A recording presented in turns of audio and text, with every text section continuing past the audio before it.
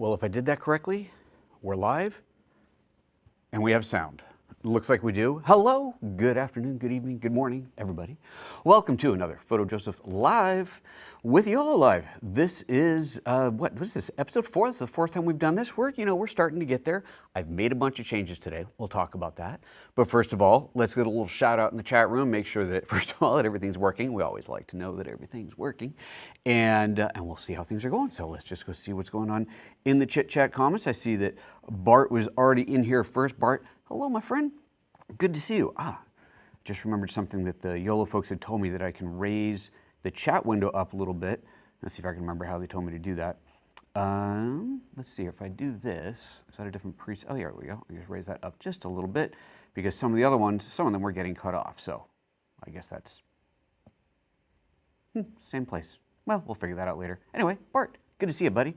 On production, yeah, I know you said you gotta love it when a production budget doesn't give you budget for a producer, it gives you more to do. I never quite understood that about budgeting events. They're like, no, can you do it for less? Which means you have to do more work. No, just give me more money so I can give some of that money to somebody else so I can keep sane. Productions are weird that way, aren't they, man? Who else we got in the house? I saw a Wolfgang is in here. Thank you very much. From Germany, live streaming for over 20 years, podcast, talk shows, and edutainment with vMix or YoloBox Extreme, Lumix cameras, very nice, and the OBSBot Tail 2. You know, maybe it was you, but somebody had just asked me in the comments if I would review the OBSBot Tail 2. I was looking at it, cool little PTZ kind of camera. One of these days, maybe that would be fun to do. That would be fun. All right, let's see here. Central Illinois, 11 a.m. and 33 degrees Fahrenheit. Hey, at least it's over freezing, right? At least it is above freezing, so you can't complain too much. Check it out, outside here, it is, well, first of all, what's kind of cool is if you're tuning into this live show regularly, then you'll see that it is getting lighter and lighter. Obviously, I mean, you know, we all know how the world works, but I feel like this time of year, our acceleration curve of longer days, you know, later nights and earlier mornings, you know what I mean, is fast. Because I go on a walk at 6:30 every morning. We leave the house pretty much 6:30 to 6:35. And almost every day you're like, whoa, it's lighter than it was yesterday. That's wild. It's happening fast. But yeah, look, there's our great outdoors. We had a ton of snow on Friday. Woke up to a ton, like tons of snow out in the country. It was over half a meter. What's today? Tuesday? It's almost all gone. It was wet, slushy, but it was a lot of fun. We had good fun on the snow. All right, back to the comments. Let's see here. Grish saying, hello all. Hello, Grish. Good to see you again. Omoto, good to see you again in Dubai. Most of the video console from Sony cameras. Very good. Question is, do you know when Yolo Box Extreme will have vertical and horizontal?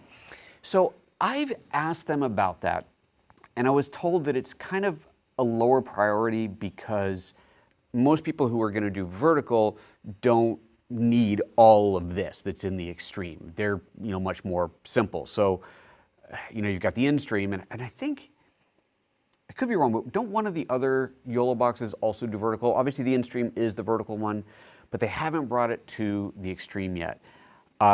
I know it's on the roadmap. I know it's something they discuss. It just seems to be a lower priority because most of the people who own this big hardware are doing normal widescreen productions, aren't looking for vertical. I totally get though, even if you're not going to do a big vertical production, but you've already got this box because you do big wide productions, you want that vertical for when you want the vertical. Yeah, I concur. They should do it. You know what you should do? I mean, they do watch this show, but just as well, go onto their Facebook group and be like, yo, we really want this. And then get other people to say, yeah, we really want this. Get them moving. All companies like that kind of encouragement. It works. It really does make a difference. So I would highly recommend you do that. Oh, and just confirming that I had live and with sound. Well, thank goodness for that. Okay, so let's roll with a quick little tour because this is the Yolo live sponsored show and everything is being run on Yolo hardware. And I just want to show you what is going on here and show you that I've changed a few things. You might have noticed this camera angle is a bit different. It's a different lens. I kind of changed a lot of things. So here's what I've done. The camera that was this main camera used to be, let's go to the wide shot here, used to be kind of right here front and center. And it was just a little too close. It was on the 15mm lens and it was just, I felt like it was too close. So the position that this camera is on, is kind of fixed. I could set up a whole other tripod, but so this setup, if I go to the behind the shoulder, behind the, whatever you call it, actually here I can do this, I can show you. So this right here is the main camera, and you'll see there's a whole other camera underneath it here. This set I use for other productions, and this is in a locked fixed position, which does not move. This camera does not move. And so this camera is actually sitting on top of the other camera. It's in a cage, so it's just on top of that. And that way I don't have to have a whole other tripod. But then I ended up adding another tripod because I put the webcam over here for the wide shot, which is, it's not as pretty as the wide shot was before, right? The wide shot before was with the better camera, was with the other S7, and the S3, the little webcam, was my top-down camera. However, as you might have noticed in that wide shot, actually you can even see, oh, you can't see it in that wide shot. Okay, we'll have to change that. Let's get rid of the comment on there. I have moved the S7 up to here. So the reason that I've done that is multifold. One of them was to get a better quality image from the top-down view.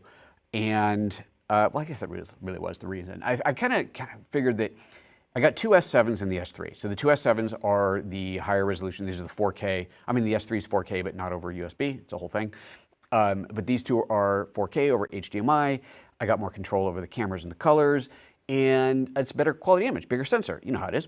And so I thought I should just move that one over here. And I didn't think that this big stand that I had was going to handle it, but it turns out that it did. And here's what I've kind of set up right now. So that top down is now this view, which I just realized I now have to set back into autofocus. Oh wait, no, that's right, I did it on the lens. There we go. So that is now this view. So I've got that better camera, if I don't rock it around too much, that is on here. Looks like this is a lot of, I don't want to say last minute. I've been making changes for the last like 4 hours, and you know how it is. You're like, I have to go live in 5 minutes. I guess the exposure's not totally dialed in on there. But I have more control over this. Plus, this is kind of fun, and we're going to actually do this today. I can, well, actually, I suppose I should go to the wide view. I can lower this camera down so I can actually bring that into frame. So there's that camera, if you're wondering what that looked like. So there's that camera in that position, and then of course now as an overhead, it's closer, so if I wanted to do something close, tight on the box itself, or something else entirely, which we are actually going to do today, I can do that. And then it's not that big of a deal to raise it up out of the way so it's not in the shot, like so, and that's a good enough distance. So I'm playing with that. Then I also have the NDI cameras. So there's one there, that's the over-the-head camera, and then the outside camera showing the mountains. And you know, one day soon you'll actually be able to see out there. And then I've got multi-views, which, right, see, definitely need to change that. And I got this multi-view, and that one kind of works. So the multi-view's got to change. You know, didn't get that all totally dialed back in when I started changing everything today. But so that's the change that I've made, rearrange the cameras. I am, of course, doing all of this on the Yolo Box Extreme, which is not in focus. Very interesting. Let's just go manual on that. There we go. Yolo Box Extreme sitting down there with all the cable and punching in. And then one of the coolest things is I love this. I have the ability to show you the interface here. So if I do this right here, we see the interface, and that is because I am feeding from, let's go back to that top-down view, go to my overhead, I am feeding one of the HDMI outputs, looping it back into the box. I guess it goes this way. This is the output. It goes back into the box so that I can show you the interface. And if I just show you the straight interface, then you get the recurring mirror thing up there. So I have a little picture-in-picture version of it that puts my picture back on top of it, and now I can show you the UI nice and clear. But if we want you to actually see the physical thing overhead, then I've got that view as well. So that's kind of the setup. As I say in every show, you know, it's only the fourth show, but as I keep saying, eventually I will produce a video that is a behind the scenes and really go deep into all the little technical details. But first I've got to really dial it in, and clearly I'm still making changes. So that's the way that works.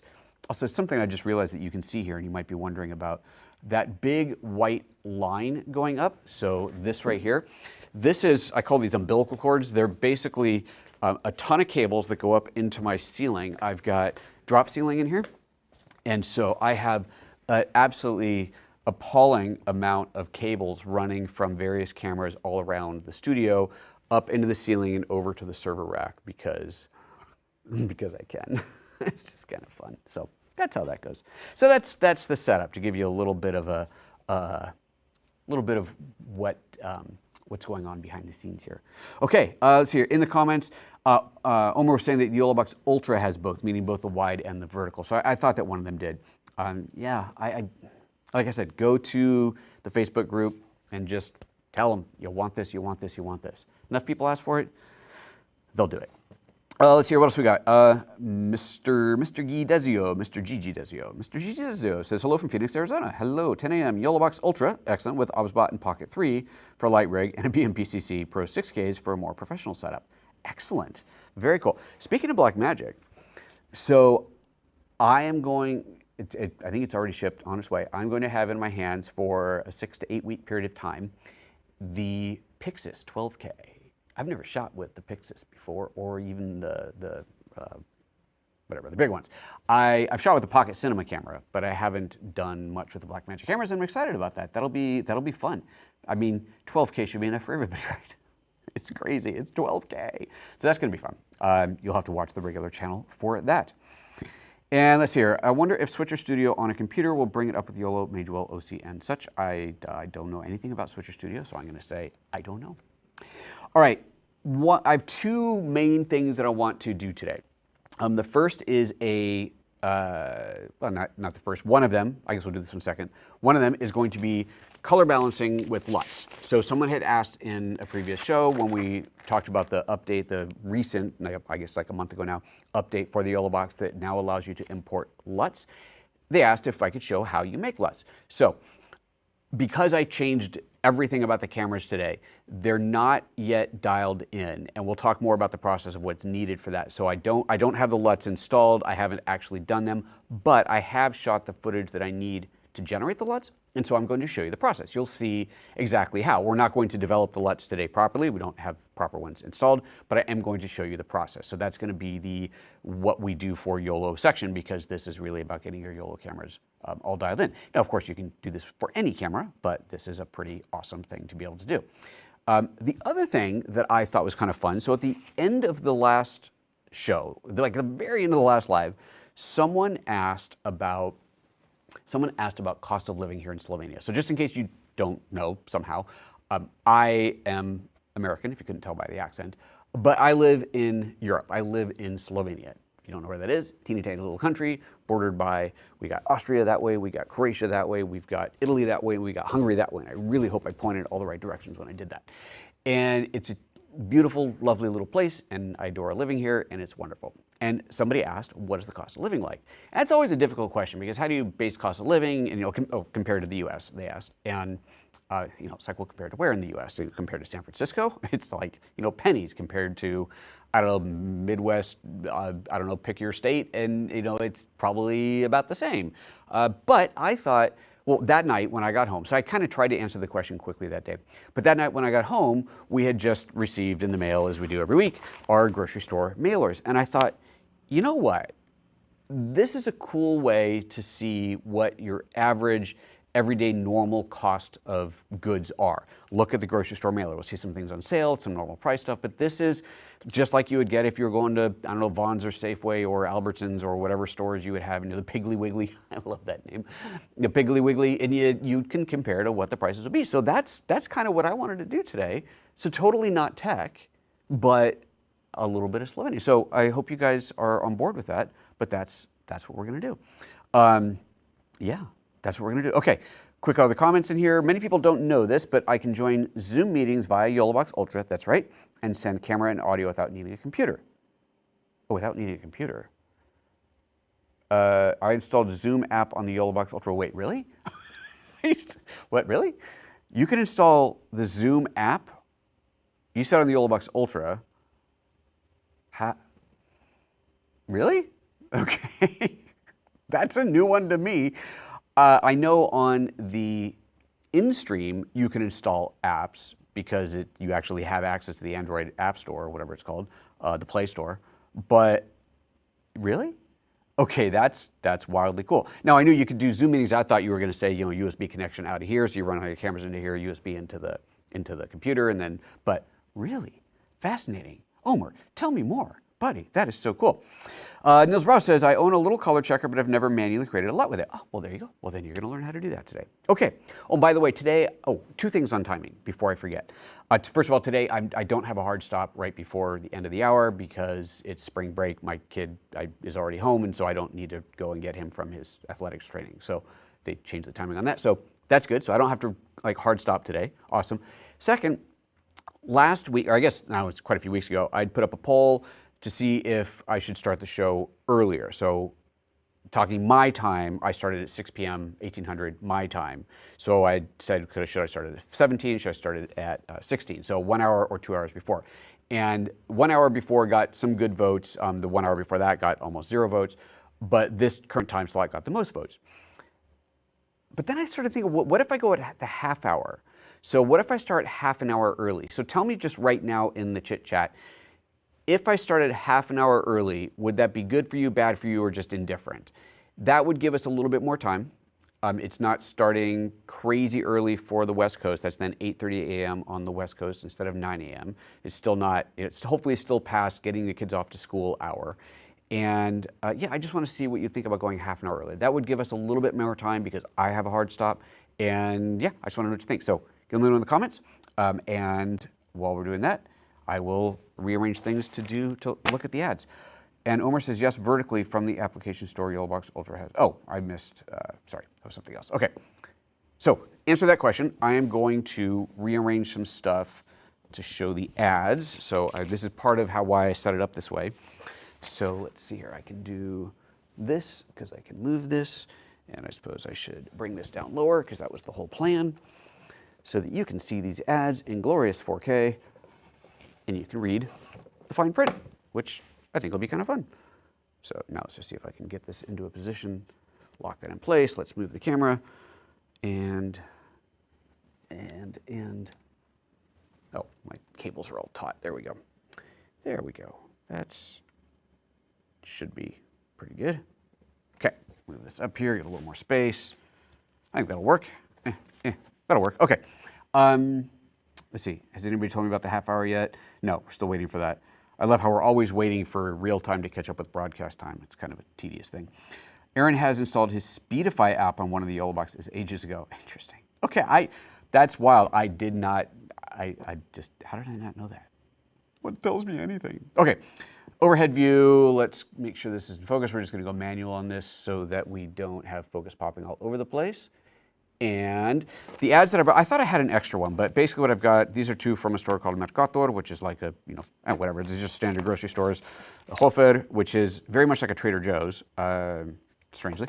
And then them, which is more like a drugstore. So I'm not sure why I brought this one, because that's not the one I want to look at. So we're gonna go with Hofer, because that's the one that I shop at the most.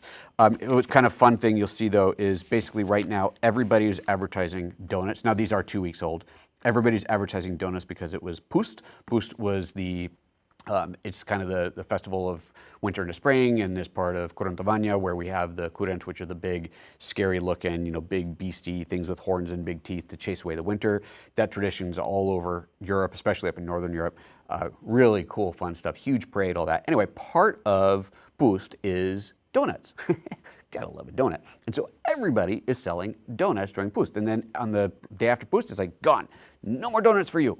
So yeah, you gotta get them while you can. But I think even the drugstore was advertising them, if I remember right. Let me just see here real quick. Nope, I guess this one wasn't.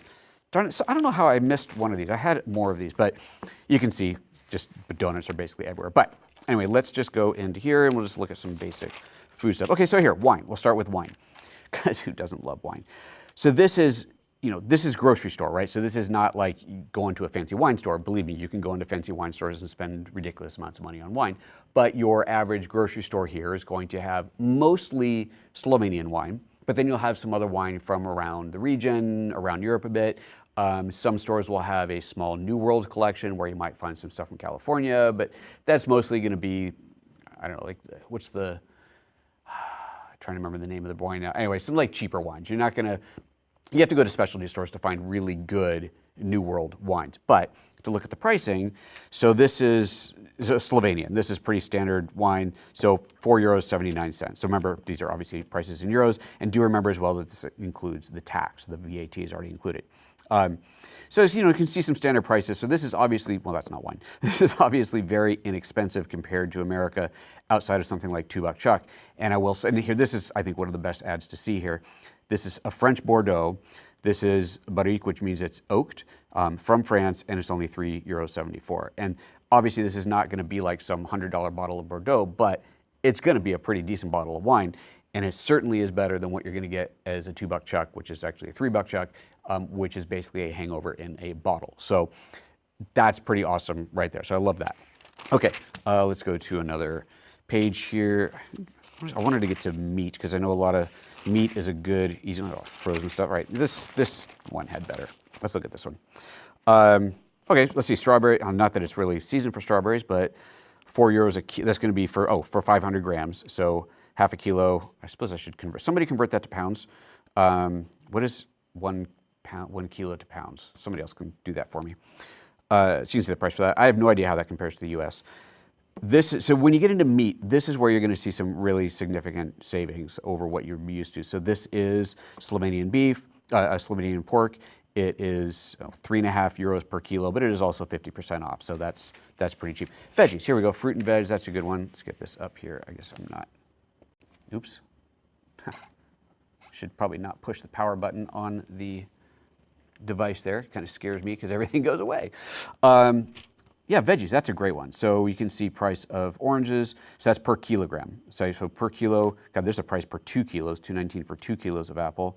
Half a kilo of lemons for $1.29. You know, carrots, what is that? 1 kilo of carrots for €1.99. So this kind of stuff can definitely be very, very inexpensive. A kilo is 2.2 pounds. Thank you very much. Sankasa says we also have Aldi in Hungary. Nice. Yep.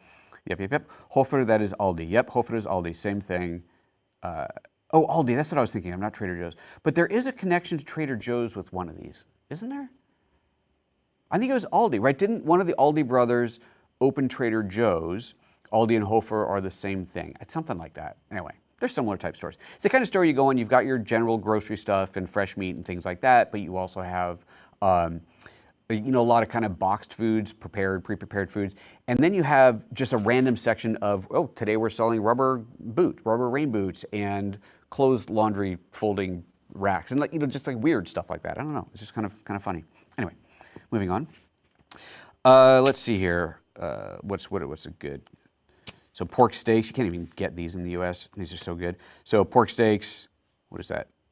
€9. Oh, so €1.50 savings, €9 probably per kilo. Doesn't say, so that's going to be per kilo. Yeah, good prices. I mean, overall, I think things are really quite affordable here. Fish. So this isn't even really the right season, but orada for €10 for, what is that? I guess that's a pack. If I'm reading that right, my selenium is not great. Sounds like kilogram. So 600 to 800 grams. I'm not quite sure. That should be for probably one fish. But that's expensive, so, but it's also not the season. So I'm probably reading that wrong. Anyway, there's some more meat stuff. That should give you an idea. I just thought it would be interesting to show some of these things for people who are wondering, for people who asked, because why not? So there you go. That's what I wanted to show there. Aldi bought Trader Joe's in 1979. Aha, interesting. I thought one of the Aldi brothers founded. Okay, whatever, doesn't matter. Right, Trader Joe's was started in LA. I remember where the first one is, like Pasadena, right? Yeah, something like that. Anyway, okay, so there's that. Okay, that was that segment of the show. Let's get into the techie stuff, why don't we? So let's talk about the process. I'm just gonna get this out of the way so it's not in my face. And let's talk about the process. So the process involves, this is now we're doing the LUTs, so let's just do a card so I can find this later. So this is going to be officially the Yolo section of the show because we are talking about something that benefits the Yolo box, and that is how to do your LUTs, which, by the way, just because I don't want to forget to show you this part of it, what the new feature that we have now is the ability to apply a LUT to the camera angle. So let's say main 8 up here. So this guy right here, I'm going to tap on the little button up there, and you see it says LUT. Tap on LUT, and then it says add a LUT cube file, which you would bring in from an SD card. You can change the intensity of the LUT, and yeah, and that's it. So that's pretty great. And I think you can do that over, you can do that over any input. So you're not limited to any particular camera. You can do that on any input that you want, which is very, very cool. Very cool indeed. This really will allow us to color balance no matter what cameras you're bringing in. I'm not going to say you're going to get them perfect because there's gamma shifts and other things about it, but you can get really, really close. And if you do have the same cameras, then you should be able to make them virtually identical.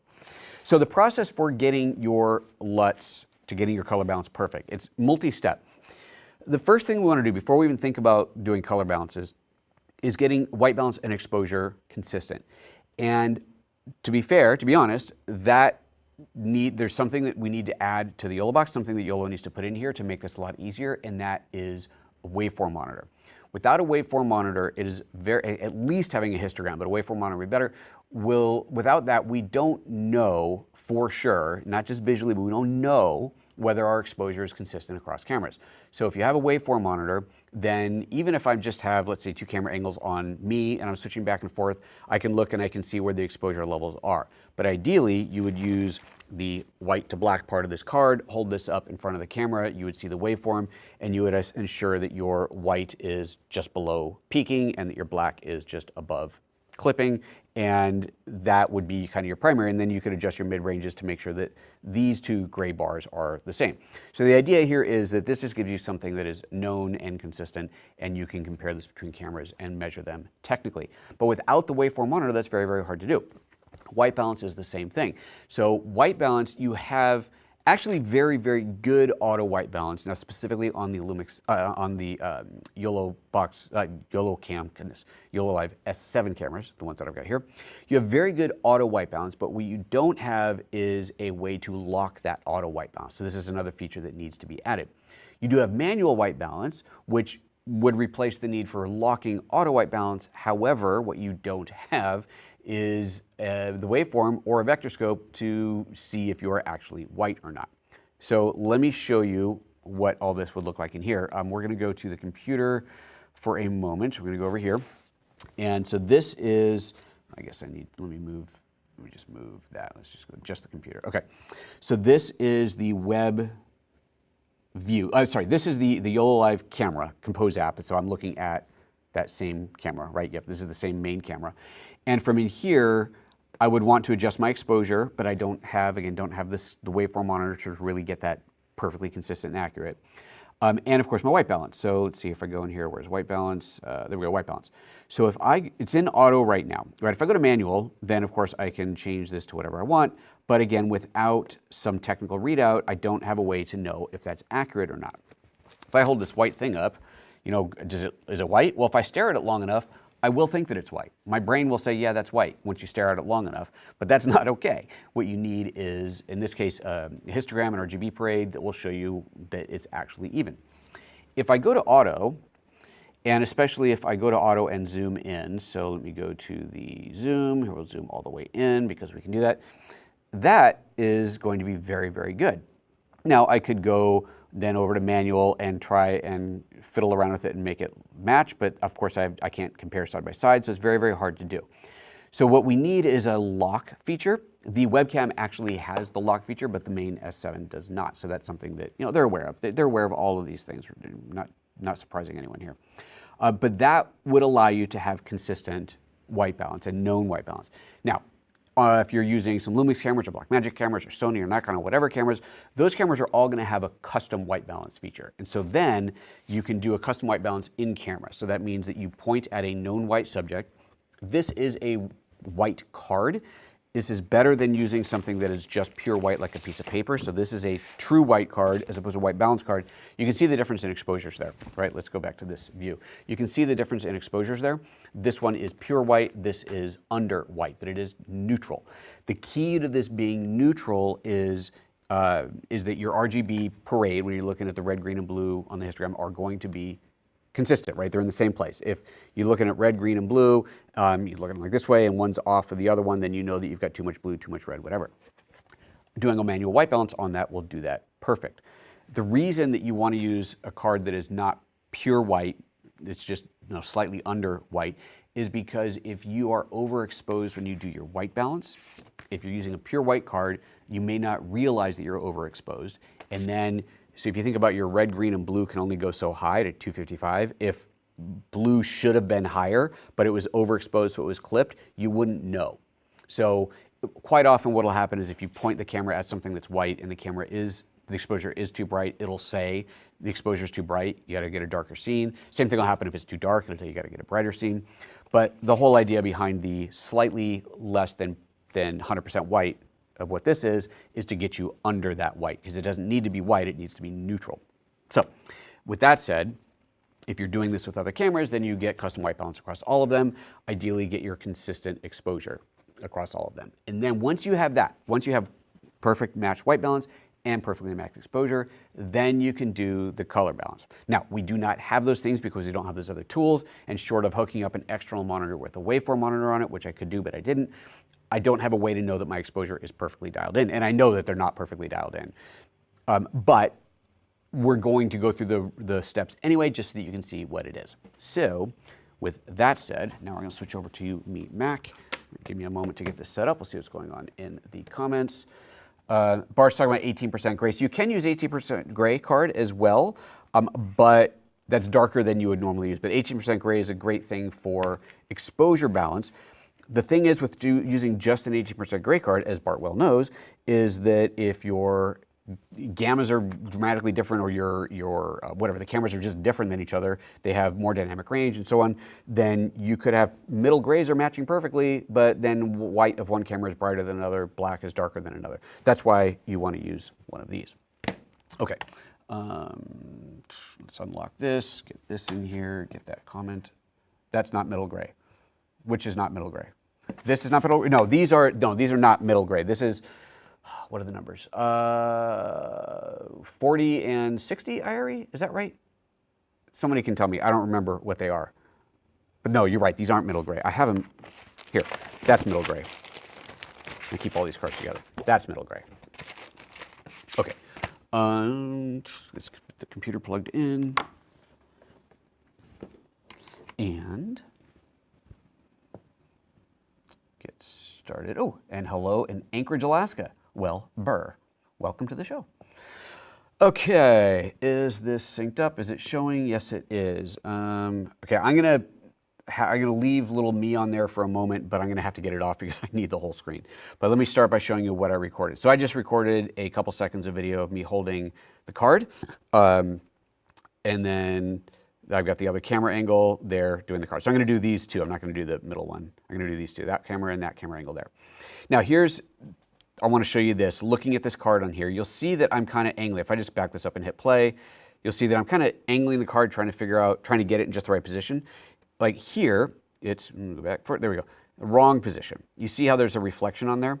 The reason that, if you look closely at these, see, and I can do this here, I can show this like this. The black, there we go, see the black is shiny. The white and 2 grays are not shiny, but the black is shiny. That is because it's meant to be reflective so that you can angle it in a way that it goes to as pure black as possible. You want to make sure you have nothing reflecting on it. You don't want that black to be above black. So the whole idea of that being shiny is so that you know that is not a good position for it. See, the white and the grays are pretty much fine as I do this, but the black is not, so you got to find your right position to get it nice and so. So that's what I was doing here. Was getting that angled so that it looked good, okay? And then I've got the same thing over here. Righty-ho. So here's what I'm gonna do. I'm gonna take the clip, drop it onto the timeline. I only need a, hello? Oh, I guess I should actually drag the clip and not the timeline itself. And see, I only need, just mere frames of this. So I'm just gonna take that part there. And then the other one was over there. So let's find a good spot. Let's say right about there. And cut that and cut. That's all we need, a couple seconds. Okay, so now I've got 2 clips here on the timeline. These are the 2 clips that I am working with. So now this is obviously, I'm doing this in DaVinci Resolve. If you're not using Resolve, you will have many of these same tools in other NLEs, but you do have the most control here. And pretty sure Premiere will output LUTs. I don't know if Final Cut actually exports LUTs. I haven't used Final Cut in a long time. But you can actually export the LUT from here, which is pretty important. There we go. Okay. So those 2 clips are in there. I'm going to have to get rid of that little picture-in-picture pretty soon. I'm just going to do it now because it's going to get in the way and then I'm not going to realize it. All right, so these are the 2 clips I'm color balancing. So we're going to go over to the color room. And this is, so normally your scopes, these are the scopes, let's open these big. Kind of normally by default, you would probably see this in a 4-up view. This is not going to let me do it because it's such a small display. Let's go bigger here. When you first open your Resolve scopes, you would probably see something like this. You'd see like a vector scope and a waveform and something else and something else. We only are going to care about the vector scope right now. That's the round one. So I'm going to go to a single view and then I'm going to be opening this up bigger occasionally. And then when I make it small, it goes down here and it's kind of harder to see, but I'll keep the big one open when I'm analyzing it. This shows you your colors. And if we look at this closely, you'll see that there's these little targets, these little reticles on here. And if you open the settings in here, you can kind of change some of these. Here, let's make the graticles, not reticles. Let's make that a little bit brighter so it's easier to see through there. And the vector scope itself, you can fade that up and down. This is just visual feedback for what you're looking at in here. There's some other stuff in here. We're going to come back to it in a moment. But you'll notice here these have these little target boxes: yellow, red, magenta, blue, cyan, and green. And then this line right here is the skin tone line, which you can turn on or off if you don't want that. So show skin tone indicator. I'm going to leave that on. Now, how do you know what's red, green, and blue, magenta, yellow, cyan? How do you know what it's supposed to be? Well, that's what this color chart is, but you can't tell because there's all this other stuff in here. So what we need to do is crop out this shot so that we're only looking at the color box. There's a variety of ways you can do that. I'm just going to go ahead and take this into, actually I'll just do it in the color room. Let's stay all in the color room. And I will go over to the sizing and input sizing. Here we go. And I'm just going to crop this off. And so what will happen when we crop all this other stuff out, and it's helpful if you hold the card straight like I totally didn't do. If we crop all this out, and I'm going to deliberately not crop this all the way, you'll see why in a moment. I probably have a shot where I'm holding this more straight, but this will do. Good enough for government work. All right, so I'm gonna make that big, or that cropped in, and then I'm gonna scale this up a little bit and move it over, just kind of center, oops, that not pitch, and pan and tilt, move that into the center so we see the whole thing. Come on. I am really not used to using a trackpad. I really prefer to use a mouse. But here we are. Okay, so now if we look at our scopes in here, we see something a bit different. We see just these little points of color, which are representative of the points of color on here. So if we go back and look at the scope, you'll see there's yellow, red, magenta, blue, cyan, and green. And the two different versions are simply less saturated versions of it, which you can see represented here. So our purple is easy to see. There's a purple and then a less saturated. So by the way the vector scope works here is the closer it is to the middle, the less saturated it is. The farther it out it is, the more saturated it is. You are not trying to, and believe me, this is a mistake that I had to learn when I first started doing this years ago. I was always trying to get the saturated target to that little target box. So I'm like changing the saturation until this purple marker was out here, and I learned later that that is not the case at all. That is not relevant. You can actually zoom the color dots in and out so that they get a little farther out, easier to see. Yeah, that is not the point. You're not trying to target them out there. You're just trying to get to that direction. So, all right, so I've got my color ones on here. Now, you'll notice there's a lot of blue slop over here, and you think, well, what the heck's going on? Well, this is why I intentionally left, let's just close it.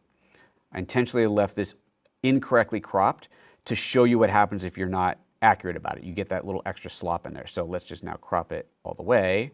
There we go. Oops, come here, you. Crop that all the way. That's better. And now, if I look back at this, we no longer have that blue stuff over here. So now it's much cleaner.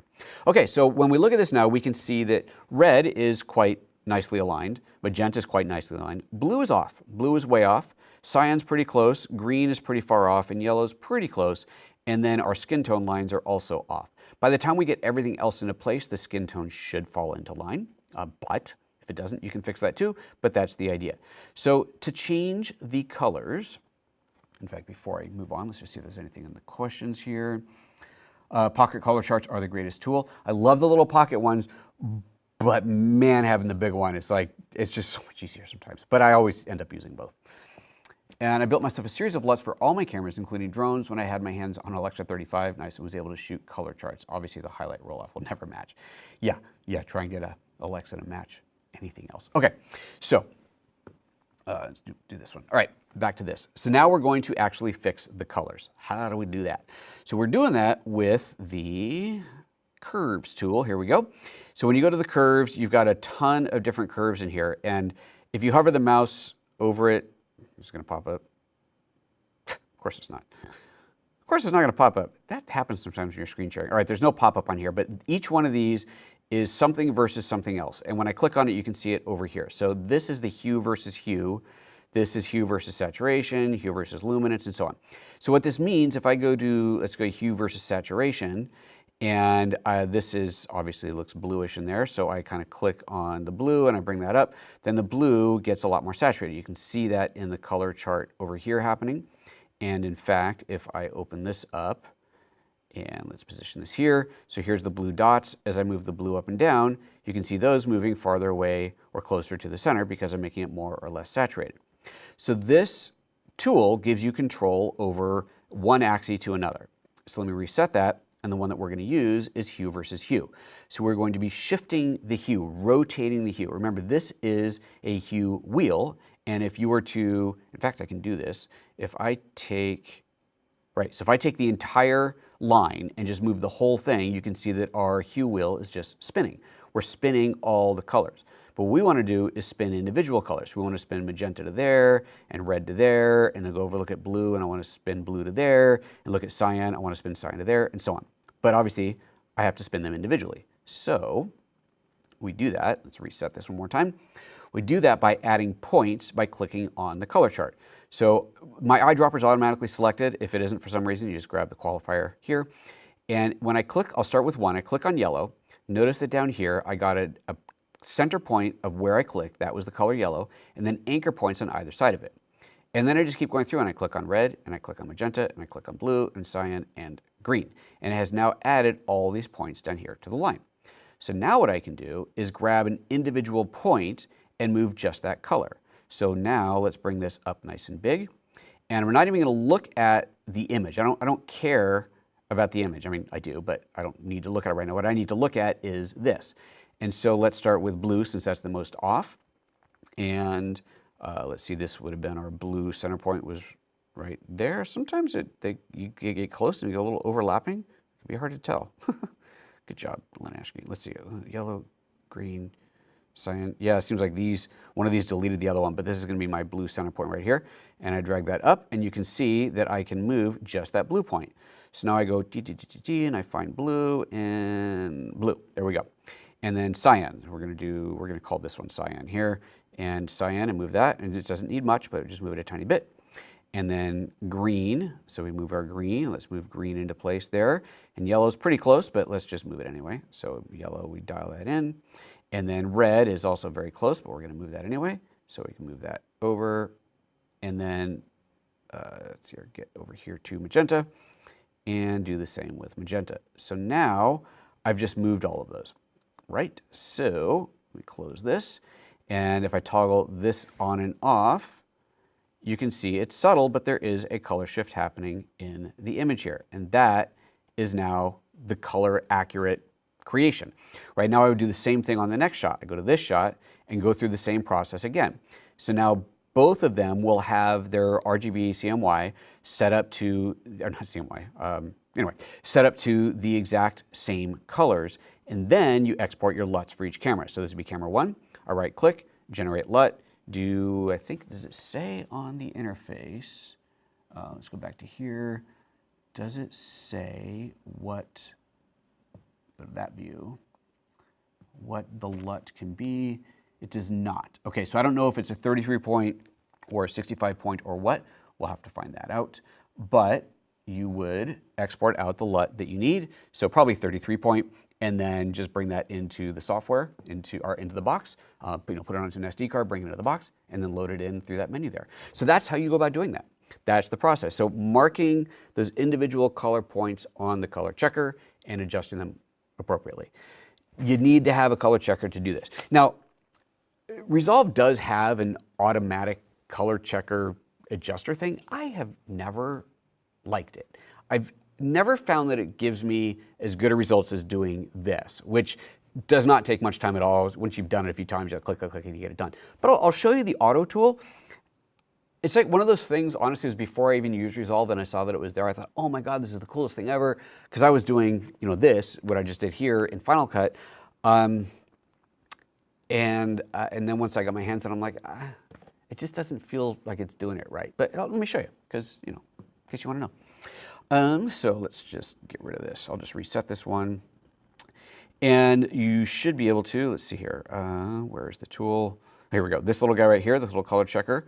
And you choose which color checker you have. So I have the color checker video. There we go. And so you see now this looks just like the chart up here. In fact, I can now reset all my scaling. Let's go ahead and reset all the scaling on here.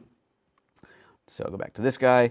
And let's see here. I go here and turn on the color chart. And now I just need to position this over the chart. So I kind of do this, get it roughly, and then we'll zoom in close. We'll get it closer. This is really hard to do with the trackpad. You guys, who uses trackpads for everything? I'm curious. I wish I could throw up a poll right now. I want to know who uses trackpads for everything versus using a mouse whenever you can. Let me hide that, make that a little bigger. And zoom in.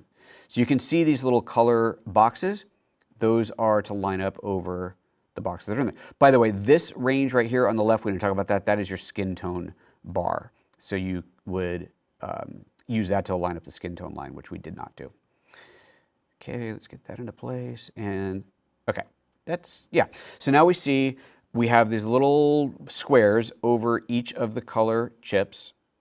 And the bigger ones are over each one of those, the black, white, and the two grays. And it all looks clean and good. And then you tell it your color temperature, which I always thought was kind of annoying. And then you click match and it automatically does it. And you can see right there, it's dark and dim and gray and I don't like it. It's never felt right to me. It tells you exactly what it did over here. I just have never liked it. I like doing it manually. So, but if you want to try the auto tool, there you go. Maybe I'm using it wrong. I'm not using it wrong. I've looked it up. I don't know. Anyway, so there we go. I hope that was fun. That was that was the information to share. Hey, I realized nobody said anything in here about starting a half hour early. You guys, I need you to tell me if starting a half hour early is okay. So please do that. Let's see, this window completely freaked out when I unplugged the HDMI. I just want to check the stats on everything. It's all good. Okay, so yeah. Team Mouse, Neil says. I concur. Team Mouse for sure. Yes, the color check tools never work for you. Thank you. Thank you. I'm not the only one. Good. Super desaturated. I was super desaturated, and the exposure just seems wrong. I never liked it. Ever. Ever. Maybe once I got it to work. Just never. Okay. So that's that. Cool. Since there's no other questions flying in right now, we are going to go into so this would normally be Q&A section. I do not have prepared Qs because I didn't come across any that in my comments that I didn't just answer there. Yolo Live did send me some good questions. However, I didn't see the document they sent me until like maybe an hour before I was going live, and I just didn't have time to prepare those. But next time I will have some questions. So the ones that they're sending over, obviously, sorry, I'll stop making noise, are obviously Yolo Live centric. The Q&A is not just for Yolo stuff, but clearly I would love to answer Yolo questions there if I can. So if you guys have really good, hard, tough questions, the kind of things that are more than what I would just answer quickly verbally, then you can get those prepared for it. If you drop a really good question into into social media somewhere or onto one of my YouTube videos, then I will possibly bring that into the show to address as well. Or I'm just going to get questions from Yolo Live. But anyway, for now we are going to move into the show pick. I do enjoy the show picks because I got some fun software to show off. So this next one, I think someone talked about this last week. This next one is about window rearrangement.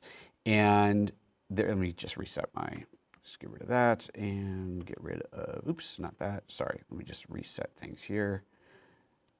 There we go. That's all fine. Okay. So if you are on a Mac, this is Mac, sorry, by the way, this is a Mac tool. I think Windows has got the same kind of thing, maybe even from the same software manufacturer. I have no idea. But anyway, so on a Mac, you now have kind of a cool feature where you can automatically, so do I have it set up? Yeah. So if I drag over, right now it's changing spaces.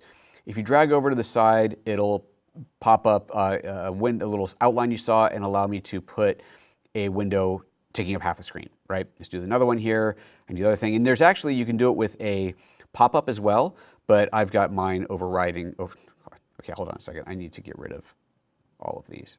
Let me just get rid of all these extra things in here that are causing confusion. And we get rid of my calendar and we get rid of Notion. Okay. Now, so I drag this over and it pops up a little thing and it goes, oh, perfect resize. So now I got two windows perfectly resized. I love that, right? I think that is awesome. I always have multiple windows and I use that all the time. Two browser, web browser windows, mail in a browser, whatever. I use that a lot. I like that a lot. But it's very limited because it's just left and right or full screen. That's all you got. Then I came across this tool, and the tool, I'm using it through, and I've told you guys about this the last couple of times. I've told you about this the last couple of shows, this thing called SetApp, which is a membership tool that gives you access to a whole bunch of different tools for no additional cost. You're basically paying one monthly fee, which is of course linked down below. Or every one of these shows where I've shown you one of the things that's in SetApp, I'm also telling you how to get it on its own. So if you don't want to do the membership through SetApp, you can get this app on its own. But highly recommend checking out SetApp.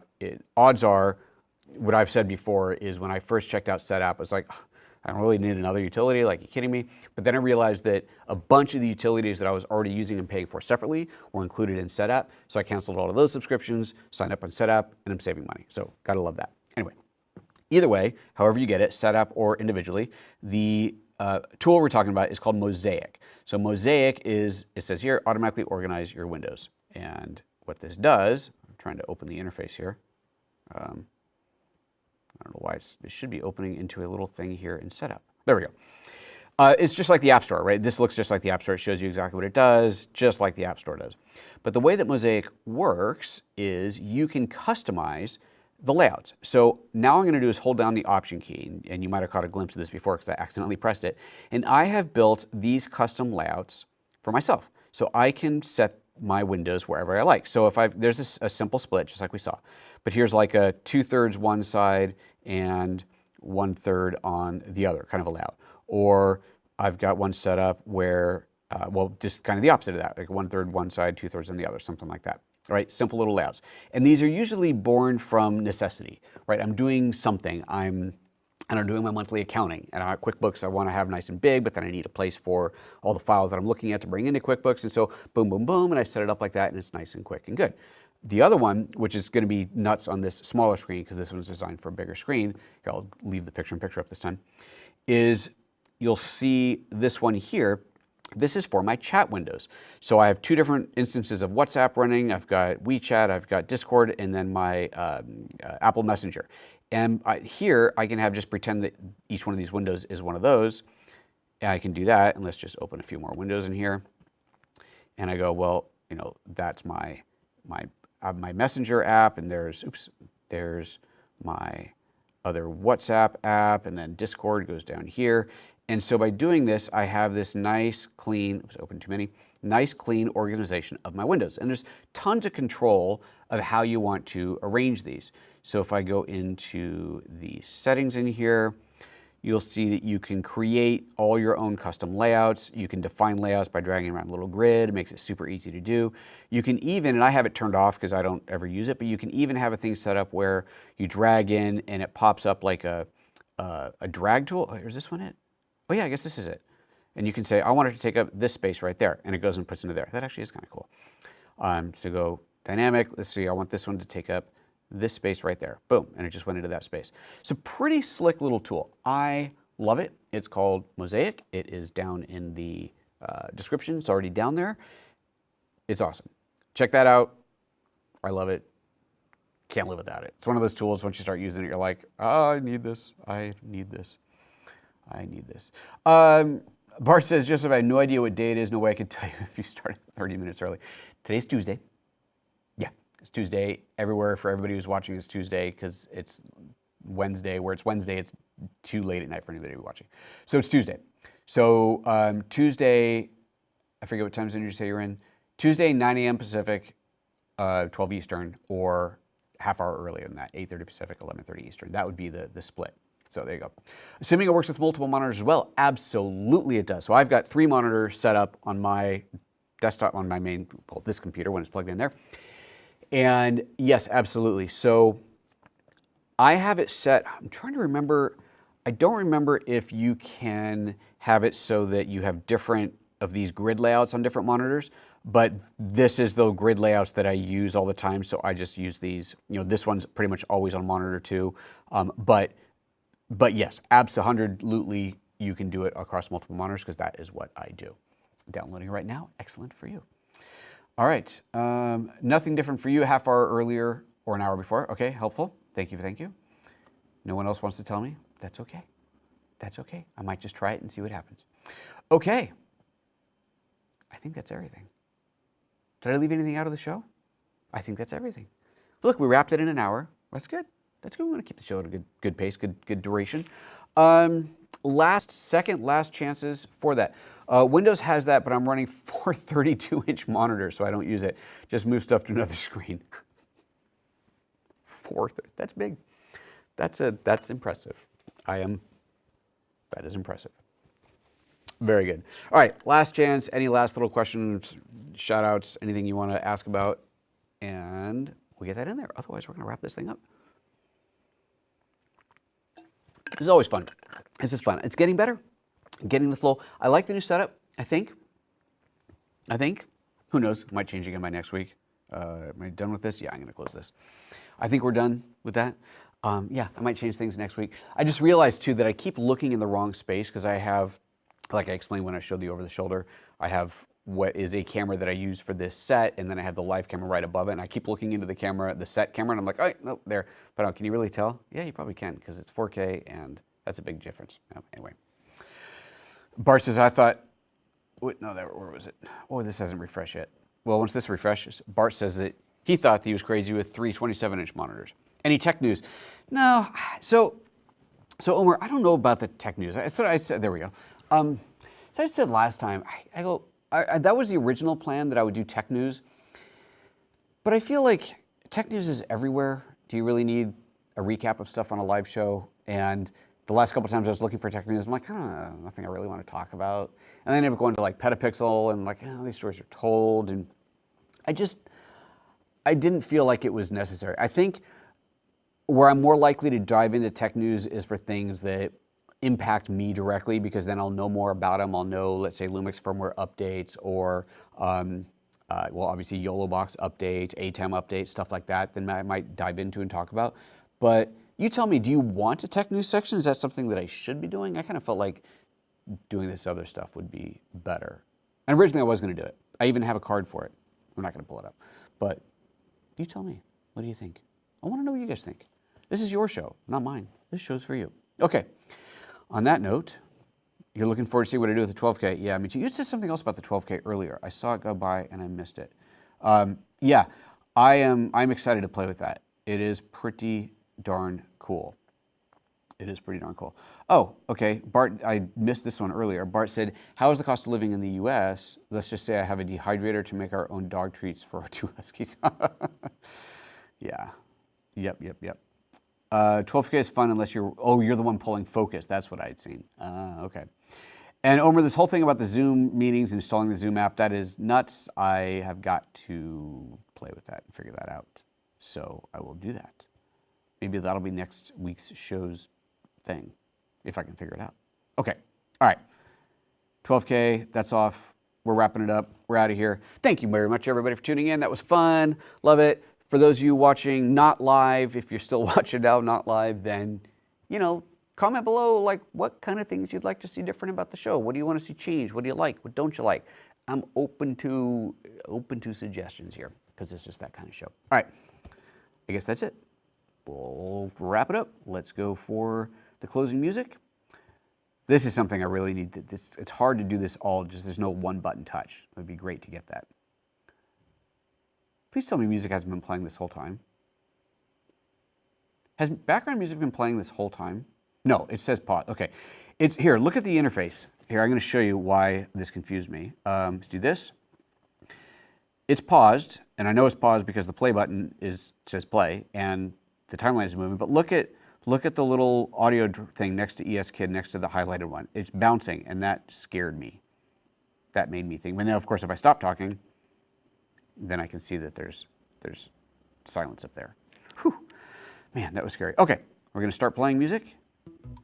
We're going to take out my microphone, and then I'm going to put on some closing show.